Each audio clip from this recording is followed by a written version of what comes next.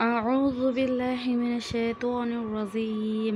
বিসমিল্লাহির রহমানির রহিম। কুরআনে এমন একটি সূরা আছে যে বিষয়ে আজকে আপনাদের সাথে আলোচনা করব। হুজুর সাল্লাল্লাহু আলাইহি সাল্লাম ইরশাদ করেন, যে ব্যক্তি 3 বার সূরা ইখলাস তেলাওয়াত করবে তার আমলনামায় এক খতম কোরআন শরীফের সওয়াব লেখা হবে এবং তার যাবতীয় মনোমঞ্জন পূরণ হবে। বিসমিল্লাহির রহমানির রহিম। পরম দাতা ও দয়ালু আল্লাহর নামে শুরু করছি।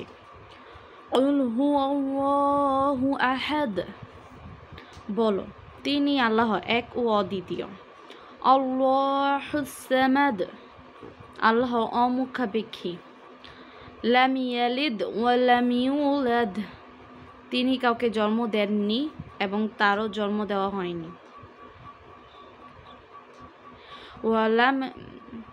ওয়ালাম ইয়াকুল লাহু কুফুয়ান আহাদ। এবং তার সমতুল্য কেউ নেই।